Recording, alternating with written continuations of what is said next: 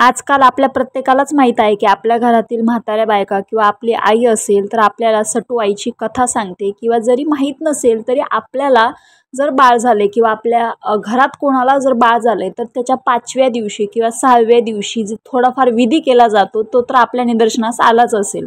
तर तो विधी नेमका काय आहे, कोण आहे ही सटू आई, ती विधी का केली जाते, ह्या सगळ्या गोष्टी या व्हिडिओमध्ये मी तुम्हाला सांगणार आहे. सटवाई देवी ही देवी नवजात शिशु बालकांचे भविष्य लेखन करणारी देवता आहे, असा हिंदू पुराण कथामध्ये लिहिले आहे. या आई सटवाई देवी सटवी, सटुआई, सटविका इत्यादी नावांनी ओळखले जाते. नशीब देवता असेही तिला म्हणतात. सर्वसाधारणपणे बाल अथवा बालिकेचे जन्माच्या 6व्या दिवशी ह्या देवीची पूजा करण्यात येते. असा एक समज आहे की सटवाई देवी ह्या कोणत्याही रूपाने येऊन त्या बालकाची विधी लिखित लिहिते. एक कोरा पांढरा कागद व टाक पेन पूजेच्या ठिकाणी ठेवले जाते. झोपेत हसणाऱ्या बाळात सटवाई हसविते असाही एक समज आहे. मराठवाड्यातील ग्रामीण भागात या देवीची पूजा जास्त प्रचलित आहे. आई सटवाई देवी मराठवाड्यातील अनेक गावांची ग्रामदेवता आहे. हिच्या देवळाचे सहसा बांधकाम करीत नाहीत, फक्त आडोसा असतो. सटवाई देवीचे माहेर मराठवाड्यातील लातूर जिल्ह्यात असून देवी जास्तीत जास्त लातूर जिल्ह्यात संचार करीत असते. देवी सटवाई हीच नशीब देवता, भाग्य देवता, मृत्यू देवता व आयुष्य देवता व भविष्य देवता या नावांनी ओळखली जाते. सटीचा लेखाजोगा न चुके ब्रह्मादिका अशी एक म्हण आहे या देवीबाबत प्रचलित. देवी सटवाई ताई सटविकेचे माहेर जन्मस्थान मराठवाड्यातील लातूर जिल्ह्यात असून ते आजही गुप्त रहस्य आहे. देवी सटवाई ही महार जातीतील आराध्य दैवता म्हणून ओळखली जाते.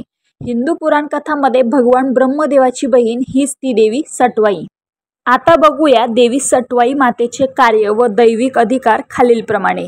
मनुष्याचे नशीब लिहिणे व नशीब पुसणे, मनुष्याचे आयुष्य कमी करणे किंवा वाढवणे, मनुष्याच्या जन्म व मृत्यूची नोंद करणे, मनुष्याचे आयुष्य कमी जास्त करणे, आपल्या भक्तांचे रक्षण व संरक्षण करणे, मनुष्याच्या जीवनात संकटे देणे, समाजातील वाईट लोकांना दैविक मृत्यूदंडाची शिक्षा देऊन हृदयविकार घडवून देणे, तसेच दैविक अपघात घडवणे, पृथ्वीवरील लोकांचा जन्म आणि मृत्यूच्या तारखा नोंद करून स्ववर्गातील देवी देवतांना कळवणे.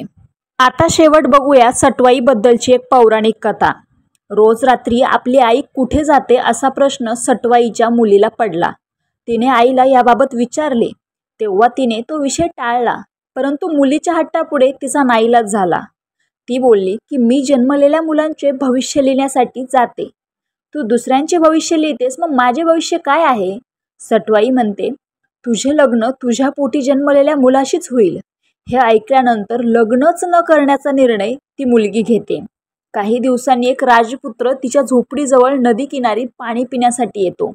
योगायोगाने राजपुत्राने चूळ भरून थुंकलेले पाणी तिच्या पिण्यात येते. त्यामुळे तिला दिवस जातात. कालांतराने तिला मूल झाल्यानंतर ती जंगलात टाकून देते. तेच मूल एका राजाच्या हाती लागते. तो त्या मुलाचे संगोपन व पालन पोषण करतो. तो मुलगा मोठा झाल्यानंतर शिकारीसाठी एके दिवशी जंगलात जातो. तिथे त्याला माहीत नसलेली त्याची आई भेटते. तो तिच्या प्रेमात पडतो. आपणास झालेला मुलगा आपण टाकून दिल्यामुळे आपल्या आईचे म्हणजे सटवाईचे भविष्य खोटे ठरेल असे समजून ती त्या युवकाच्या प्रेमाला प्रतिसाद देते. मुळात तिलाही माहीत नसते की हा आपलाच मुलगा आहे म्हणून. दोघांचे लग्न ठरते, परंतु मूल टाकताना त्याच्या भोवती गुंडाळलेले कपडे युवकाने जपून ठेवलेले असतात आणि तेच कापड पाहिल्यानंतर आपल्याच मुलाशी लग्न ठरल्याचे तिच्या लक्षात आले.